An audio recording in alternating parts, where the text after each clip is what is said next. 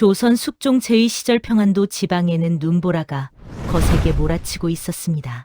백성이 굶어 죽는 건 그들의 팔자요. 나라 살림은 원래 그런 것이지.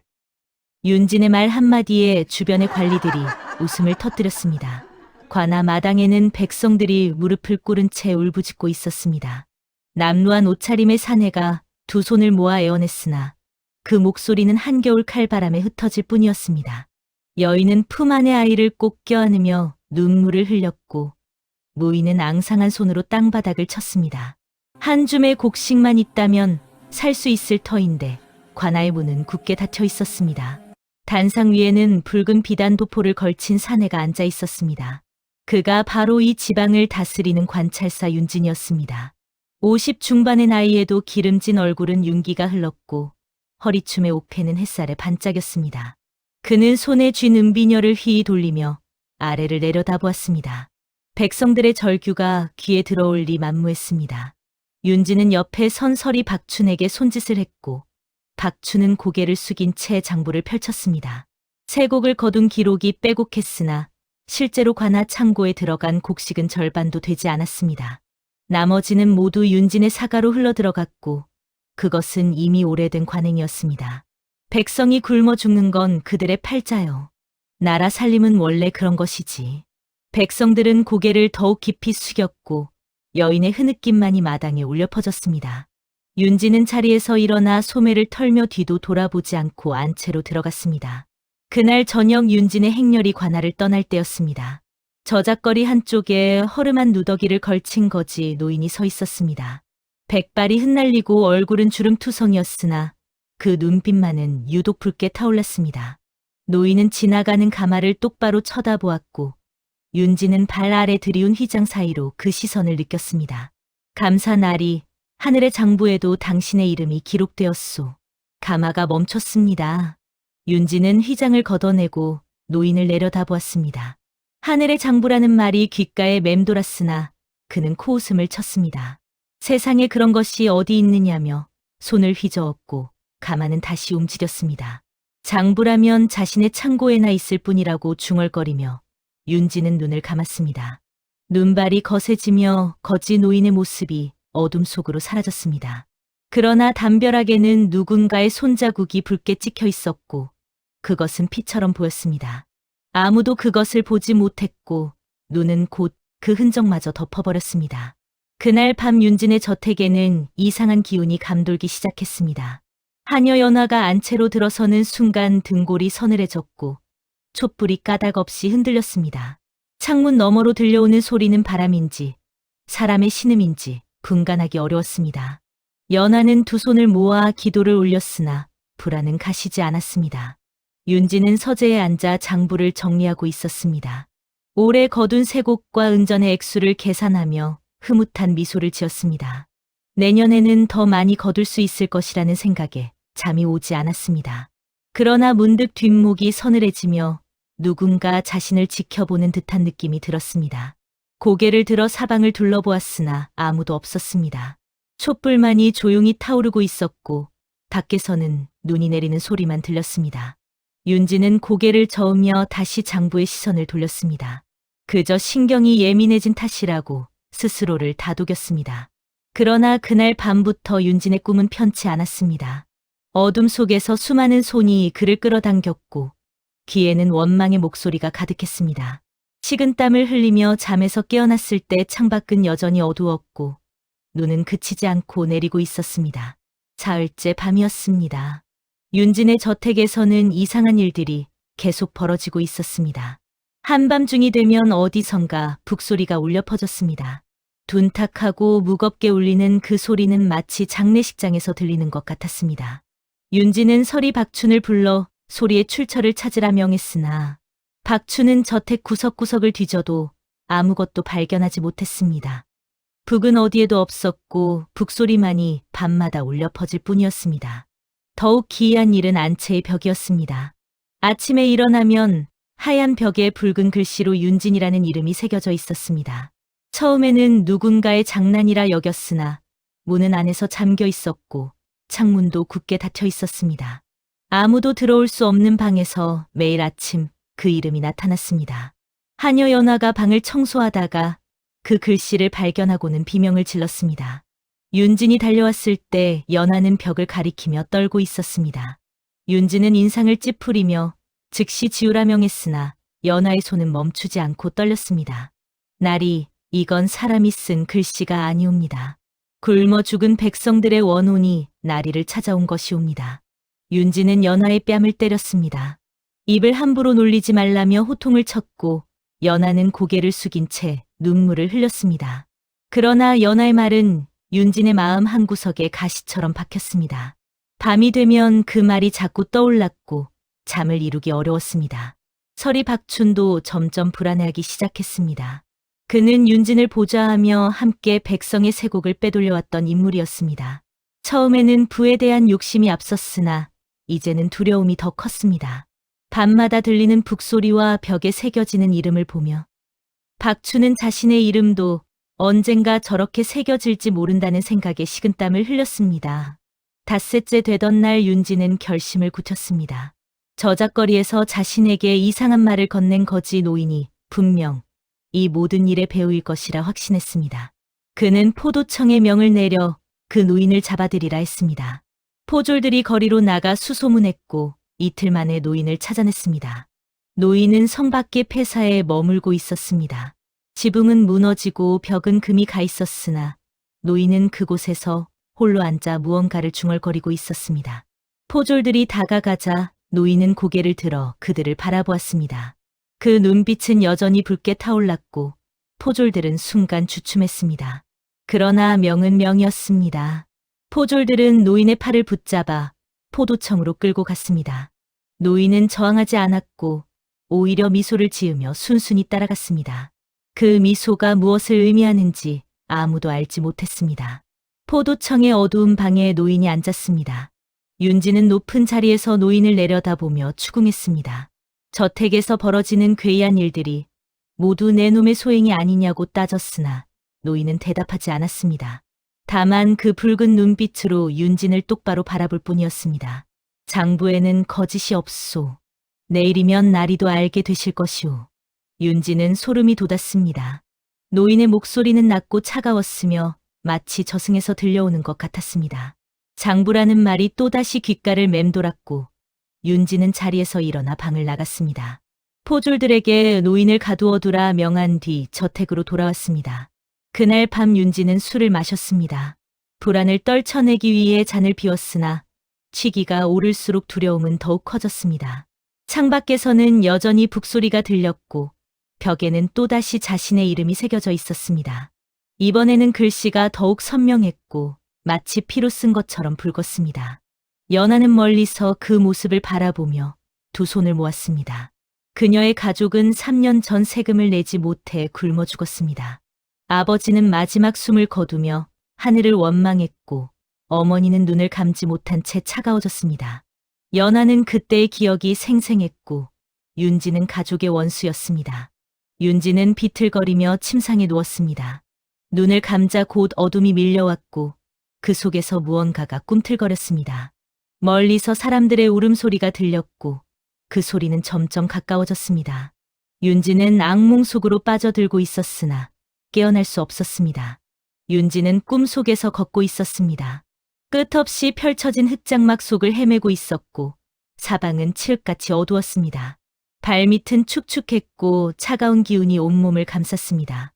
앞으로 나아갈수록 어둠은 더욱 짙어졌고 숨쉬기조차 힘들어졌습니다. 멀리서 희미한 빛이 보였습니다. 윤지는 그 빛을 향해 걸음을 재촉했습니다. 빛은 점점 커졌고 마침내 그 앞에 섰을 때 하나의 큰 장부가 놓여 있었습니다. 장부는 낡고 해진 천으로 덮여 있었으며 표지에는 하늘의 장부라는 글씨가 새겨져 있었습니다. 윤지는 떨리는 손으로 장부를 펼쳤습니다. 첫 장에는 수많은 이름이 빼곡히 적혀 있었습니다. 김씨 성을 가진 농부, 박씨 성을 가진 여인, 최씨 성을 가진 노인의 이름들이 끝없이 이어졌습니다. 그 옆에는 각자의 죽음이 기록되어 있었고 모두 굶주림과 추위로 목숨을 잃었다고 적혀 있었습니다. 장부를 넘길수록 이름은 늘어났습니다. 수백 명이 넘는 백성들의 이름이 나타났고 그들의 죽음에는 공통점이 있었습니다. 모두 쇠곡을 빼앗겨 굶어 죽었으며 그 쇠곡을 빼돌린 자의 이름이 바로 윤진이었습니다. 각 이름 옆에는 피눈물로 얼룩진 손자국이 찍혀 있었고 그것은 마치 살아있는 것처럼 움직였습니다. 윤진은 숨이 막혔습니다. 마지막 장을 넘기자 거기에는 자신의 이름이 크고 선명하게 적혀 있었습니다. 그 아래에는 빚을 갚아야 할 날이 적혀 있었고 그 날짜는 바로 내일이었습니다. 붉은 글씨로 쓰인 그 문구는 마치 불타오르는 것 같았습니다. 죄를 갚을 시간이 왔도다. 목소리가 사방에서 울려 퍼졌습니다. 윤진은 고개를 들어 주위를 둘러보았습니다. 어둠 속에서 수많은 형체들이 나타났습니다. 그들은 모두 장부에 기록된 백성들이었고 윤진을 향해 손을 뻗었습니다.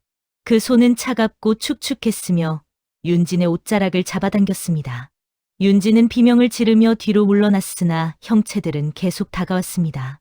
그들의 얼굴은 창백했고 눈은 텅 비어 있었습니다.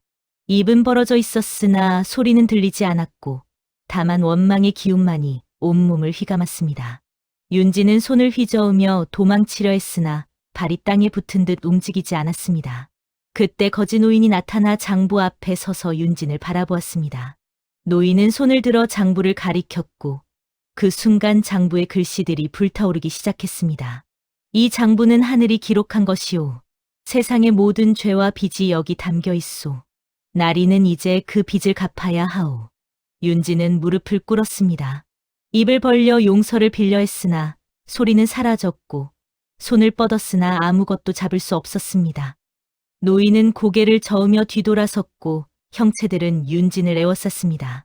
윤진은 식은땀을 흘리며 잠에서 깨어났습니다. 숨이 가빠서 가슴을 쥐어뜯었고 온몸은 땀으로 젖어 있었습니다. 창밖은 여전히 어둡고 눈은 계속 내리고 있었습니다. 꿈이었으나 그 감각은 너무나 생생했고 귓가에는 여전히 노인의 목소리가 맴돌았습니다.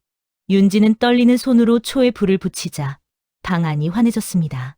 그러나 벽을 보는 순간 온몸에 소름이 돋았습니다. 벽에는 수십 개의 손자국이 찍혀 있었고 모두 붉은색이었습니다. 마치 누군가 벽을 타고 올라간 것처럼 손자국은 천장까지 이어져 있었습니다. 윤진은 비명을 지르며 방문을 열었습니다. 복도로 뛰어나갔으나 그곳에도 손자국이 가득했습니다. 벽마다 바닥마다 붉은 손자국이 찍혀 있었고 그것은 마치 자신을 따라오는 것 같았습니다. 윤진은 안채를 벗어나 마당으로 나갔습니다. 눈이 내리는 마당에서 윤진은 무릎을 꿇었습니다. 하늘을 올려다보았으나 구름만이 가득했고 별은 보이지 않았습니다. 차가운 눈송이가 얼굴에 떨어졌고 그것은 눈물처럼 흘러내렸습니다. 윤진은 처음으로 두려움을 느꼈습니다. 하늘의 장부가 정말 존재하는지도 모른다는 생각이 들었습니다. 하녀 연화가 멀리서 그 모습을 지켜보고 있었습니다. 그녀는 아무 말도 하지 않았고 다만 고개를 숙인 채 기도를 올렸습니다. 죽은 백성들의 영혼이 편히 쉬기를 바라며 윤진에게 내려지기를 기도했습니다. 서리 박춘도 멀리서 윤진을 바라보고 있었습니다. 그는 두려움에 떨며 자신의 처지를 생각했습니다. 자신도 윤진과 함께 백성의 쇠곡을 빼돌렸고 그 죄는 결코 가볍지 않았습니다. 혹시 자신도 장부에 기록되어 있지 않을까 하는 생각에 등골이 서늘해졌습니다. 동이 트기 시작했습니다. 눈은 여전히 내리고 있었고 윤진은 마당에 무릎을 꿇은 채 움직이지 않았습니다. 그의 얼굴은 창백했고 눈빛은 초점을 잃었습니다. 하늘의 장부가 열렸고 그 안에 자신의 이름이 적혀 있음을 이제는 부정할 수 없었습니다. 그날 밤 눈보라는 더욱 거세졌습니다. 윤진의 저택은 칠흑 같은 어둠에 잠겨 있었고 바람 소리만이 처마를 울렸습니다. 촛불은 모두 꺼졌고 달빛조차 구름에 가려 아무것도 보이지 않았습니다. 저택의 모든 이들이 잠든 한밤중이었습니다. 윤진은 침상에 누워 눈을 감고 있었으나 잠들 수 없었습니다. 꿈에서 본 하늘의 장부가 자꾸 떠올랐고 노인의 목소리가 귓가를 떠나지 않았습니다. 내일이면 빚을 갚아야 한다는 그 말이 무엇을 의미하는지 이제는 알 것 같았습니다.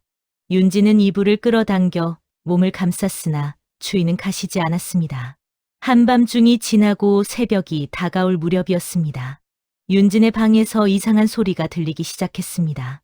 마치 무언가 천장을 기어가는 듯한 소리였고 벽을 긁는 듯한 소리도 섞여 있었습니다. 윤지는 눈을 떴으나 어둠 속에서는 아무것도 보이지 않았습니다.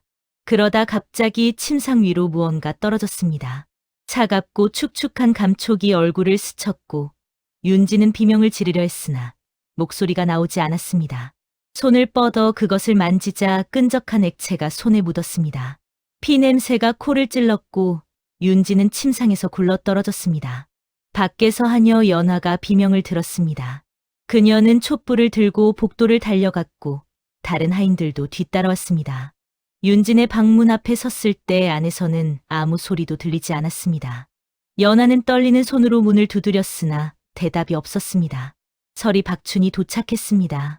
그는 문을 밀어보았으나 안에서 잠겨 있었습니다. 하인들을 시켜 문을 부수라 명했고 몇 번의 충격 끝에 문이 열렸습니다. 그 순간 모든 이들이 숨을 멈췄습니다. 방 안은 처참했습니다. 천장에서 거꾸로 매달린 윤진의 시신이 흔들리고 있었습니다. 목에는 붉은 줄이 감겨 있었고 얼굴은 창백하게 질려 있었습니다. 가장 끔찍한 것은 그의 눈이었습니다. 두 눈에서는 붉은 피눈물이 흘러내렸고 그것은 턱을 타고 바닥에 떨어졌습니다. 벽에는 또다시 글씨가 새겨져 있었습니다. 이번에는 윤진이라는 이름이 아니었습니다. 죄를 갚았다라는 네 글자가 붉게 타오르듯 선명했습니다.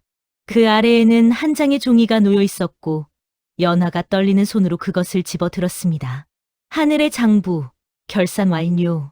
종이에는 단 한 줄만 적혀 있었습니다. 글씨는 검은색이었으나 마치 불에 그을린 것처럼 가장자리가 붉었습니다. 연화는 그 종이를 박춘에게 건넸고 박춘은 읽은 뒤 그 자리에 주저앉았습니다. 그의 얼굴은 흙빛으로 변했고 손은 멈추지 않고 떨렸습니다. 하인들은 시신을 내리려 했으나 줄이 풀리지 않았습니다. 칼로 자르려 해도 줄은 끊어지지 않았고 마치 쇠사슬처럼 단단했습니다. 결국 그들은 포기하고 포도청에 알리기로 했습니다. 박춘은 비틀거리며 밖으로 나가 포조를 불렀습니다. 포도대장 한석이 저택에 도착한 것은 해가 뜬 뒤였습니다. 그는 방 안을 살펴보며 고개를 저었습니다. 평생 수많은 죽음을 봐왔으나 이런 죽음은 처음이었습니다. 자살도 타살도 아닌 무언가 초자연적인 힘이 작용한 것처럼 보였습니다. 한석은 연하를 불러 자초지종을 물었습니다. 연하는 떨리는 목소리로 지난 며칠간 벌어진 일들을 모두 이야기했습니다.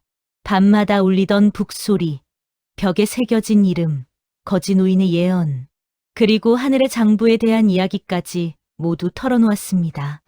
한석은 연하의 말을 듣고는 한참 동안 침묵했습니다. 그는 포도청에서 일하며 수많은 범죄를 다뤄왔으나 이것은 사람의 손으로 저지른 범죄가 아니었습니다. 하늘이 내린 벌이라는 것을 부정할 수 없었습니다. 그는 고개를 끄덕이며 종이를 다시 한번 살펴보았습니다. 이것은 사람의 일이 아니오. 하늘이 심판을 내린 것이오. 한석의 말에 모든 이들이 고개를 숙였습니다. 그 누구도 반박하지 않았고 다만 숙연한 분위기만이 흘렀습니다. 윤진의 시신은 여전히 천장에 매달려 있었고 그 모습은 마치 하늘이 세운 경고의 표지판 같았습니다. 한석은 하인들에게 명하여 다시 한번 줄을 끊어보라 했습니다. 이번에는 여러 명이 함께 힘을 합쳐 잡아당겼고 그제야 줄이 풀렸습니다. 시신이 바닥에 내려왔을 때 방 안의 공기가 무거워졌고 모두가 숨을 죽였습니다. 시신을 덮으려 할 때 연하가 윤진의 손을 보았습니다. 그의 손에는 무언가 쥐어져 있었고 연하가 조심스럽게 펼쳐보니 작은 종이 조각이었습니다. 거기에는 수많은 이름이 빼곡히 적혀 있었고 모두 윤진이 죽음으로 몰아넣은 백성들의 이름이었습니다. 종이는 곧 재처럼 부서져 바람에 날아갔습니다. 박춘은 구석에 웅크리고 앉아 떨고 있었습니다. 그는 자신도 윤진과 함께 백성을 착취했고 그 죄가 결코 가볍지 않음을 알고 있었습니다. 혹시 자신에게도 같은 운명이 찾아오지 않을까 하는 두려움에 정신을 차릴 수 없었습니다. 한석은 박춘을 바라보며 죄를 지은 자는 반드시 그 대가를 치르게 된다고 냉정하게 말했습니다. 했고 박춘은 고개를 숙인 채 눈물을 흘렸습니다. 그는 그 자리에서 자신의 죄를 모두 자백했고 윤진과 함께 빼돌린 쇠고기 양과 장소를 밝혔습니다. 한석은 포졸들에게 즉시 그것을 확인하라 명했습니다. 해가 중천에 떴을 때 포졸들이 돌아왔습니다. 윤진의 사가 창고에는 정말로 엄청난 양의 곡식과 은전이 쌓여 있었습니다. 백성에게 거둔 쇠곡의 절반이 넘는 양이었고 그것은 수년간 쌓인 것이었습니다. 한석은 그 재물을 모두 압수하여 관하로 옮기라 명했습니다. 윤진의 시신은 관에 담겨 저택 밖으로 옮겨졌습니다.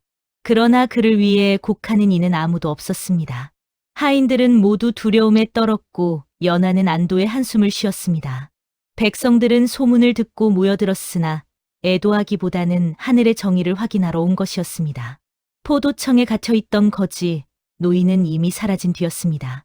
포졸들이 새벽에 확인했을 때 방은 비어 있었고 문은 여전히 잠겨 있었습니다. 창문도 열리지 않았고 벽에도 구멍이 없었으나 노인은 흔적도 없이 사라졌습니다. 다만 바닥에는 하나의 글귀만 남아 있었습니다. 장부는 닫혔으나 하늘의 눈은 여전히 뜨여 있도다. 한석은 그 글귀를 보며 깊은 한숨을 쉬었습니다. 노인은 하늘의 사자였고 윤진의 죄를 심판하러 온 존재였던 것 같았습니다. 한석은 그 글귀를 베껴 적어 관아에 보관하라 명했습니다. 박추는 자신의 죄를 자백한 대가로 유배형을 받았습니다. 죽음을 면한 것만으로도 다행이라며 눈물을 흘리며 감사했습니다. 떠나기 전 그는 연하에게 용서를 구했고 연하는 아무 말 없이 고개만 끄덕였습니다. 그러나 용서할 수는 없었습니다. 윤진의 저택은 관아에 귀속되었고 하인들은 모두 흩어졌습니다. 연하는 자유의 몸이 되어 고향으로 돌아갔습니다. 떠나기 전 그녀는 성 밖의 폐사를 찾아갔으나 거지 노인은 어디에도 없었습니다. 다만 눈 위에 발자국이 하나 남아 있었고 그것은 저 멀리 산 너머로 이어져 있었습니다. 그날 밤 윤진의 저택에서는 더 이상 이상한 소리가 들리지 않았습니다. 북소리도 사라졌고 벽의 글씨도 지워졌습니다. 모든 것이 평온을 되찾은 듯했으나 그곳을 지나는 사람들은 여전히 두려움을 느꼈습니다. 하늘의 심판이 내려진 곳이라는 소문이 퍼졌고 아무도 그 집에 들어가려 하지 않았습니다. 봄이 찾아왔습니다. 평안도 지방의 눈이 녹기 시작했고 얼어붙었던 땅도 서서히 풀렸습니다. 백성들은 다시 밭을 갈기 시작했고 씨앗을 뿌릴 준비를 했습니다. 윤진이 죽은 지 석 달이 지났고 그의 이름은 이제 저주처럼 사람들 입에 오르내렸습니다. 관아에서는 윤진이 빼돌린 쇠곡을 백성들에게 돌려주었습니다. 한석의 지휘 아래 공정하게 분배되었고 굶주리던 백성들은 마침내 먹을 것을 얻었습니다. 아이들의 울음소리가 줄어들었고 사람들의 얼굴에 생기가 돌아오기 시작했습니다. 하늘이 우리를 버리지 않으셨구나. 한 노인이 곡식 자루를 받으며 눈물을 흘렸습니다. 그의 가족은 지난 겨울 굶주림에 시달렸으나 이제는 봄을 맞이할 수 있게 되었습니다. 사람들은 관아 앞에 모여 절을 올렸고 한석은 그 모습을 지켜보며 숙연한 표정을 지었습니다. 한석은 이 사건을 조정에 보고했습니다. 윤진의 죄와 그가 받은 천벌에 대해 상세히 적었고 압수한 재물의 목록도 함께 보냈습니다. 조정에서는 크게 놀라며 전국의 관리들에게 경고의 뜻으로 이 사건을 알렸습니다. 탐관오리들은 두려움에 떨었고 백성을 착취하던 이들은 조심스러워졌습니다. 연하는 고향 마을로 돌아왔습니다. 마을 사람들은 그녀를 반갑게 맞이했고 그녀가 겪은 일들을 들으며 감탄했습니다. 하늘이 정의를 실현했다는 이야기는 마을 전체에 퍼졌고 사람들은 희망을 얻었습니다. 어느 날 연하는 아버지와 어머니의 무덤을 찾았습니다. 무릎을 꿇고 절을 올리며 윤진이 벌을 받았고 백성들이 곡식을 돌려받았으니 부모님의 영혼도 편히 쉴 수 있을 것이라 믿었습니다. 무덤 앞에 앉아 연하는 거지 노인을 떠올렸습니다.